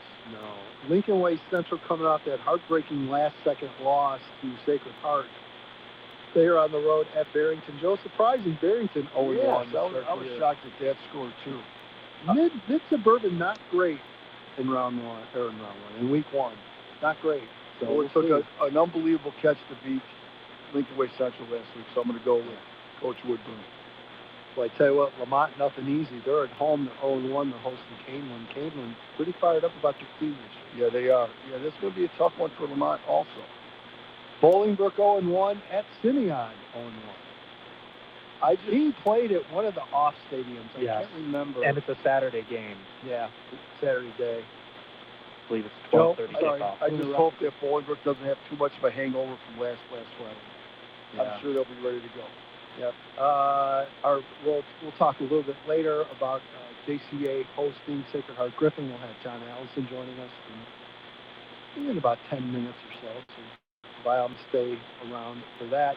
Plainfield North, this is going to be a tough game. On the road at Glenbard East, John Walters does a terrific job at Glenbard East. Always scrappy, always just kind of a very solid program. It should be a good test for North. I agree. I think we'll know more about Plainfield North after this game. And St. Francis, the Fighting Saints, on the road, taking on Illinois State Saturday at 6 o'clock. Go Fighting Saints. That should be, I wonder if that's on ESPN+. Yeah, that game is on the Plus. Nathan Mall, the Manuka graduate, still QB1 for the Fighting Saints coming into this year. So he's the guy to watch. Yep. Very good. That is the area schedule for the WJOL listening area for week 2. Thoughts on JCA Sacred Heart? You get a chance to dig into it at all? Yeah, I just, I haven't got anything from Coach Allison yet, but I just think defensively, they got to shore some things up that I'm not saying a lies are back, but guys are back from last year. And I just think they got to, as Joliet Catholic does, the offensive line has to come through and they got to pound the football, keep their offense off the field. Because their two-way player, Cam Brinkman, the quarterback, is a tremendous good player. He's a multi-year starter for them, and they're gonna do a lot of things. They're gonna mix things up offensively, and they're still pretty high-octane offense. Yes. So it's definitely gonna be a good test for JCA. Yep. No doubt about it. Anything jump out at you from the last week? Any games? Because there were some upsets. I mean, I guess you consider Mount Carmel losing certainly to East St. Louis. I guess technically is an upset. I thought Lincoln Way East was a nice win. Alex, anything off the top of your head that was an upset? Not that we haven't already covered, no. Yeah. I mean, some impressive results. Got Plainfield East pitching a shutout against Argo last week, 49-0. Wilmington, the offense struggled a little bit against Bishop McNamara. Yeah, well, but again, it's a relative rival game. Yeah, some of the backs are back from last year, new quarterbacks. So I think that's. But as we talked about last week, that kid got a lot of experience all year because they were burying people last year. you and I talked about this game, and you gave the kudos to King, but I was kind of shocked that one. King beating St. Lawrence. Yep. And now King plays Marist on Saturday. Wow. So we'll see. We'll see. But they're a team to watch out of the CPL for sure. CPL didn't do great week 1 either. No. Morgan Park lost, Simeon lost, Kenwood lost. I think they, most of your big-headed teams did not fare well. But again, to be fair, played a lot of the better suburban powers too. And yes. Morgan Park once again played Downers North pretty close. So there's some positives there for the CPL. We'll see. So our crazy guy, Steve Soucy, boy, projected, I don't know, 1,500 schools, I think I can. I'm in communications for a reason. I'm not in math, Joe. Okay. That's his job. It's just ridiculous. It's just ridiculous. It's like, come on, man. Really? How are you projecting Joliet Central in over, I don't know, Argo? Yeah. Over. How do you make that God decision bless him now. Yeah. God bless. That algorithm or something. Now he took all the winners. And it obviously sells subs. So good for them. And you're welcome to it. No doubt. I mean, I'll put the hand up. I read that article word for word. I won't put my hand up. No, I really didn't. But I know it's definitely. I have a question. Also, he mentioned that there could be 2-win teams in the playoffs. Yes. I thought they kind of filtered it down the tree to make sure more teams got in. Is that a point system or whatever you think? Basically the same system. They go, all the 3-win teams go in. They base it off of playoff points. Okay. You work your way down, Joe. 2 wins in the playoffs. Yep. Yeah, that's why I don't agree with this system. Are we going to see 2-win teams walk out of the playoffs? Are we going to see that happen? That's a good question. I highly doubt it. What if you've got injury issues? Well, that's the caveat to me, right? Is if they've been decimated by injuries, 100% I could see a team declining the spot, I suppose, just like, we've seen some college football teams do in bowl games at the Division I level. But the IHSA's point, right, was, well, we want to give more kids the playoff experience because look at baseball, volleyball, et cetera, right? Those schools get a playoff experience. Yes. Yep. The football field necessarily doesn't get that. So I understand the point, but it's just it's outside the norm for the game, for one. And number two, I think it sets you up for injuries. Yeah. You've got teams that are probably limping to the finish line. Oh, by the way, you have to play one more football game. And here comes the biggest, baddest school in your class. You got to go travel to them, and they're probably going to hang a 45, 50 spot. You're hoping the buys limit that a little bit. But still, there's going to be very few games that I think are going to be quite competitive that first week, outside of like some CCL team that wins 3 games. And they're going to go beat the bejesus out of somebody. Yes. On the road. Yes. Yeah, no doubt. By the way, Joe, we had the peanut gallery officially checking in. I saw that. You want to read what he said there? I prefer crazy, not nuts. Well, okay. Okay, Seuss, you're crazy nuts. How's that sound? Oh. Love the guy. Love you, man. Always out there, always listening. It's awesome. So, we'll get into that nonsense in a week or two. Yes. We'll let Steve let it breathe a little bit. I was going to say, we'll let it simmer for a couple weeks. We'll let it simmer, and then we'll drag him in and try to get on that board. Oh, man. Again, should be a good week. Alex, I think before the show you asked where I'm going. I think I told you I'm going to Sandburg. Yes. Because I need to go see more of Joe's relatives. Go to Sandburg. Sandburg hosting Montini. And that'll be fun. I think it's an intriguing game. Yeah, I really do. So I'm looking forward to that. Saturday, most likely Glenbard West hosting St. Rita. Yes. Love to see a cage match anytime I can get it. So that's what we're going to see Saturday afternoon. Just stay away from the squirrels. That's all I'm asking you to do. The squirrels and those nuts. Dropping out my car. We'll have to tell you that story sometime. We'll tell you one time. We'll tell you in the off there. Yeah. and then I'm going to make my way out to JCA in Sacred Heart. Again, we'll have, don't go away, by the way. We're going to have John Allison up here in a couple minutes. But yeah, that's kind of the plan for me this weekend. So looking forward to getting back out. Step aside, take a break. When we come back, John Ellison, head coach of your Sacred Heart Griffin Cyclones, will join us. We'll break down the Cyclones and get you ready for that Saturday night game out at the stadium. This is a Week 2 edition of Pigskin Preview here on 1340 WJOL, Will County's news. Prescription opioids can be difficult to spot. Opioid use disorder can cause both physical and mental harm, as well as damage your relationships and everyday life. You could put yourself at risk by simply taking a medication twice because you forgot, or not taking your medications as directed. It is important to be aware of the signs of opioid use disorder, as well as the resources available to those who struggle with opioid misuse.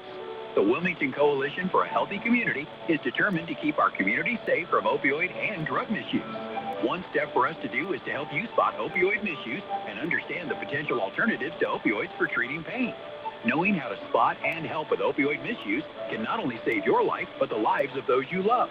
If you would like to learn more, please visit our website at wilmington-coalition.org or call 815-476-1660. This message is funded by an opioid settlement grant through the Will County Board. Hey, this is Ken from Prime Bass. If you're putting off that bathroom remodel because you're worried about the mess, the stress, or the surprise cost, you need to call me at Prime Bass and Home Solutions of Illinois. We specialize in beautiful, low-maintenance bathrooms and custom walk-in showers designed for real life. Whether you want a modern update, a safer shower, or just finally get rid of that old tub you never use, Prime Bass makes the process simple. And here's what you'll really like. Prime Bass stands behind their work. No hidden construction costs, no games, and we even cover unexpected repair costs up to $2,500 in many situations. That's a big deal in remodeling. Most installs are completed in just days, not weeks, and our team handles everything from design to cleanup. If your bathroom is outdated, hard to clean, or just doesn't fit your lifestyle anymore, now's the time to call. Call me, Ken, at Prime Bass and Home Solutions of Illinois today, 815-584-7224. That's 815-584-7224, or visit PrimeBassIllinois.com. It's football season, ladies and gentlemen, and that means game time. And just like your favorite team, you need the right defense. At the Drew Mormon State Farm Agency, located in Lamont and proudly serving the surrounding areas, we've got your back. From auto, home to life insurance, my team and I will help you make the winning play. And that's saving money while protecting what matters most. So don't wait for the fourth quarter. Switch today. Call the Drew Mormon Agency at 708-799-8020. WJOL, in the hands of Hope of Illinois, Joliet Hope Center present high school football. Week 2 as a WJOL doubleheader. Friday night at 7, it's Morris at Coal City. Our live coverage begins at 6 with Friday Night Lights presented by Jody's Hot Dogs. Saturday night at 7:30, Joliet Catholic will host Springfield's Sacred Heart Griffin. Friday and Saturday night, high school football here on 1340 WJOL and WJOL.com. Pigskin Preview with Edgy and Ron. Pregame. Let's pregame. Brought to you by State Farm agents John Wright and Drew Mormon on 1340 WJOL, WJOL.com, and on Alexa. Hey, it's time to go right now. And welcome back. It is the Week 2 edition of Pigskin Preview here on 1340 WJOL, Will County's News Talk Sports. Out to the phone lines, Coach Joe joining us. The head coach of your Sacred Heart Griffin Cyclones in his 4th year, taking over from Hall of Famer Kenny Leonard. And Joe, yes, sir. You still know how to win football games at Sacred Heart Griffin. That has not changed at all. At all. And the guy that's been around for quite a few of those wins joins us, John Ellison, the head coach. And John, I appreciate you joining us. I know it's been a media blitz for you all week, huh? It's been a little crazy, and I get the. I understand why. I got to see the catch on the video of it for the first time riding home on the bus, because I didn't really have a great angle of it on the field. So yeah, it was a special play. That was an unbelievable catch. That should be a Sports Center top 5 in my maybe one. It was on what's his name? Pat McAfee show. So it got a lot of play. And Coach, you go back, you watch that replay. I mean, his arm was literally tucked. I mean, you couldn't ask that kid to cover anyone any better, and he still made the catch. I mean, just blanket coverage, great coverage. You know, I didn't actually think when we called the play that it would end up going to Demetrius. Coach Martin called that in, and I kind of thought we would take the weak side hitch, and they rolled down that weak corner. It was 4th and 2. I was hoping for a first down, and we were probably going to play for a field goal. And then Cam, they rolled that corner down. Cam booted to the field. He also had about a 12-yard out that he could have thrown on the same play, but ended up going for it and went for it. And Demetrius made just an unbelievable catch. And so I'm happy for both of them. They're seniors. They've been around for a long time, and I'm just grateful that he was able to haul that one in. That defensive back, that corner, did exactly what defensive coaches tell you. When it's almost the last play of the game, you just grab on anything you can. They call interference, so what? But the kid, like you said, made a miraculous catch on it. He sure did, and yeah, the kid had unbelievable coverage, and it was just a better catch for that time in our history. So it was a special play. Yes. You know, it's funny, John. I talk to people about this all the time. I've been in the Joliet area for many years, and as you well know, I spent a lot of time in the Springfield area as well. And really, both areas are incredibly similar when it comes to high school sports, and especially high school football. They're both crazed. They both support their programs tremendously. They are really well covered. You guys got Channel 1450 down there. We have various media up here, and really is a lot of similarities. So the fact that you are squaring off in a regular season game with JCA, it's a lot of excitement, certainly up here going into that game Saturday night. And here too. I mean, the history's gone back for 40 years or more with the two schools, and we've had other pretty good rivalries in the Joliet area too in the past. And so it's just a special time for high school football and the two programs, and I think it's a great thing to do for both of us. It's teams that have been around and had a lot of success, and so I think it's great for both programs. Coach, look at the beginning of the year. I look at all the schedules, and I see Lincoln Way Central is playing you guys, and then Joliet Catholic in week 2. Do you have the same kind of problem down in the Springfield area as a lot of the schools, especially the Catholic schools up here, trying to get games the first couple of weeks? I would guess that I probably had in between 15 and 20 no's before we got Lincoln Way and JCA. So, yeah, we absolutely have that trouble. I thought when the new rules came across that people weren't supposed to be as worried about that sort of thing, but we sure didn't find it that way. And I should also mention we have 3 home games this year. And so, that's just a tough thing. And it was kind of the point where I got to, got into the spring, and it was trying to decide between 3 home games or having 8 total games there for a while. And it was just a tough decision to make. And we decided it's better to play. And even if we're going to be the road warriors, we're going to have to go through it. And so, yeah, it's been tough. It's been really tough. And I hate it for our seniors that we only have 3. And I put it on them saying, if we want more home games, you guys got to do well enough that we get more. So, yes. You mentioned being the road warriors, Coach. What do you think the support's going to be like up here? How are you guys going to travel up to the Joliet area? Well, I'll answer that right now. There'll be a lot of Cyclone fans up here. Yep. I think that we're going to travel real well. I think it's also, we've got a lot of former players in the Chicago area now, but I think it's great for them to be able to go to a game closer to home and get out. I've heard from some former players. Our quarterback in 08, 09, Tim Donenville's up in that area, and some other players that have reached out. And so, I think it's great for them, too, that they can get to a game. It makes it a little easier, and a lot of them have families now so that they can get over to a game and see us, and I think that's a great thing. John, I remember seeing this group very young on the varsity. I know quite a few of these kids you brought up early, and you could tell they were young. They were very young that first year when they hit the varsity, but was this just something you saw at the lower levels where you had a nice group and said, you know what, let's kind of work these guys in and see how they progress? I mean, it was a little bit of planning in that regard, but there was also just we had a couple groups right behind the 22 state championship group that just didn't have the depth. And so, Thatcher was brought him up at center because, we were really low on numbers. And Cam, he kind of earned our trust. We had another quarterback that was there, and he was a pretty good athlete. And we thought just to give ourselves a chance to win, we need to take advantage of both of them. And we could always play that quarterback in a different position because he was a good athlete. And so Yeah, some of it was by design, but there was a decent amount that was by necessity. And so, some of them I would have loved to have actually gotten a little bit more time, to kind of mature before throwing them into that. But they've handled it very well. I mean, even some of that shock of throwing out a couple sophomores against the CBC team, which is kind of crazy to do. But they've fought through it, and those CBC games were a good learning experience for them. And so I think that you're starting to see that now in the way they handle games. So it was a little necessity, but it was part and plan as well. Coach, I'm the guy that sent you the emails for a roster and some starters. So if you see that at school, that's me. Yeah. You're the guy. I'm the guy. I bother all you guys all the time. I'm sorry. You got better things to worry about than me, that's for sure.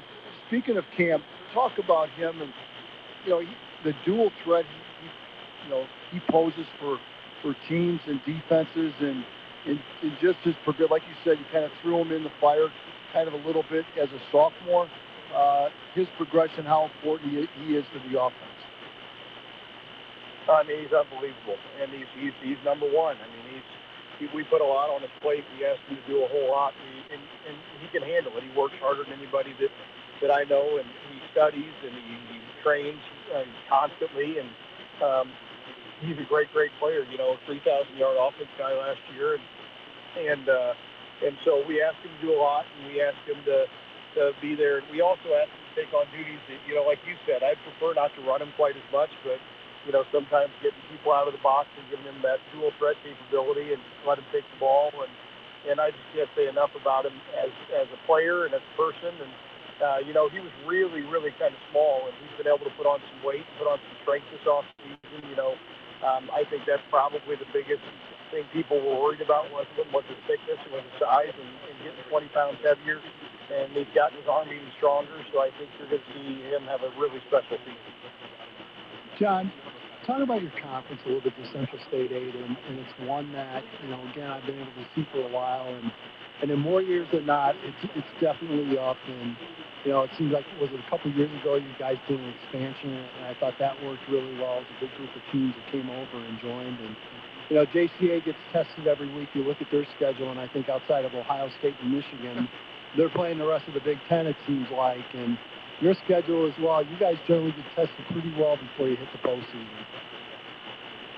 No question. It's done well for us. I mean, having Rochester and Chatham and a good mix of teams. When we get MacArthur or something that's a crossover, that gives us a different style of play. Jacksonville's had some good teams, and Q&D has been really good the last couple of years, and that was a good pickup for us. And so, yeah, it's a good mix of quality opponents, not quite like the gauntlet the JCA has to run through. Sometimes I am in awe of the fact that they have players left after their regular season. And so because we've had some battles with injuries here, and so that's one of those things that it's a good mix. It gets us prepared, but on the other hand, we still are a school of 600 kids, and so we don't have the 120 kids that some of those schools have on the sidelines. So we've got to be cognizant of having kids around at the end of the year. So that's a tough battle to play. I thought one of the best things your school had ever done was build their on-campus facility, athletic facilities. Just an amazing that they had done. And again, what else you have in common with Joliet Catholic? Joliet Catholic just beginning that project, and they are doing the same thing. Talk about the importance of that, because believe me, John, I slugged it out at Memorial. I was in the ankle-high mud covering games, and it wasn't pretty. It got it done, but it wasn't pretty.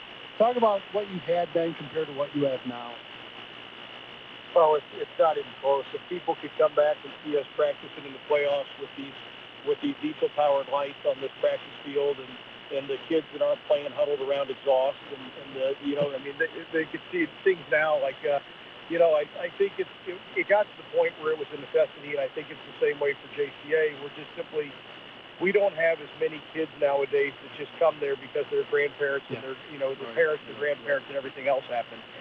And so when we started losing that, it's not, people aren't just going to come because of tradition anymore. And so if you don't have something like that, you just can't expect kids to keep coming there, especially when other places are building these nice places. And so I think the greatest thing we did it when we did it, because of the fact that, we kind of were ahead. Now a lot of schools in our conference have them, but we were kind of the first one. And so I think the timing of that was huge, being able to do it back in the early teens versus, a lot of schools got it kind of coming closer to COVID. And so I think the timing of it was big, but I just, part of me also wishes these kids could kind of see what it used to be like, because our old cage, our old locker room, and the fields that need to be rolled, and not having lights for practice or people putting their car lights on so we can see the last few plays. And so there's a lot of me that kind of says, you guys got it pretty good, and I hope you realize how good it is now. But it's very special to have. Yeah, like even Memorial's nice now. You can't even drag them over there anymore. Yeah, exactly right. Memorial has got completely redone, and new lights, new field, giant scoreboard, a bunch of concrete and bleachers. So yeah, it's completely different than a lot of those years we were over there. That's for sure. So John, we appreciate you taking time, and again, if you ever need to get away from meeting, parents and kids, and give us a call. We'll put you on. We'll be glad to talk to you, John. I appreciate it. Thanks for having me on. I hope to see a huge crowd this Saturday, and I can't wait to get these two programs together. It's been long overdue. You bet, buddy. Have a good night. Congrats, John. Good luck. Safe trip. Yes. Thank you. Thank you, guys. Talk to you soon. Bye. John Ellison joining us from Sacred Heart Griffin. Appreciate him. Like I said, it was like a parent-teacher night or meeting or something, so he definitely took the last slot, so we can plug him into the show. The similarities between the two programs are unbelievable. Yes, like I said, and that on-campus facility literally just popped in my mind like, oh yeah, JCA's doing that as well. Right, yes. It's going to help. Joe, it changed everything for Sacred Heart. It's a great really did. It's really a nice Yeah, they did it well. It was well. And they're landlocked there, so they only had a certain amount of acreage that they could do this stuff, and you couldn't have laid it out any better. No. Same thing's happening at Bennett Academy, too. They just broke ground on their brand new stadium.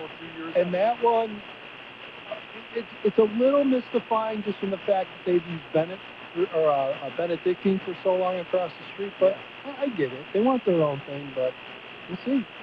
We'll see how it works. I know they're definitely investing in football with Bennett these days. Yes, they are. Yep. All right. I think that's going to just about do it. So we will let's step aside until we come back next Thursday. Thanks to our coaches that joined us. Thanks for your calls and DMs. And the stream only went down once. We're okay. So it'll all work out on the play, guys. So we appreciate it. You can always go back and listen. I always archive these, so you can go back and listen anytime you want. So again, game of the week. Games of the week. I think that's Friday 7 o'clock. I think you need a face. He needs that face. I had to throw something at him. Now he's broken in. 7 o'clock kickoff. Morris at Coal City Saturday night. 7:30 kickoff. Sacred Heart Griffin at JCA. Alex, thank you. Coach, thank you. Thanks for everyone listening. This has been the Week 2 edition of Pigskin Preview here on 1340 WJOL. Will County News. Good night, everybody. Good night. Thank you. This is State Farm Agent John Wright. The smell of football is in the air, and the countdown to lifting championship trophies has begun. My award-winning team and I know the championship feeling, having supported high school football and local community events for over 30 years. If you want to know what it's like to be insured by the right team that is second to none, call me, John Wright, at 815-725-5052. Like a good neighbor, the John Wright team will be there when you need us. Come one, come all to the 123rd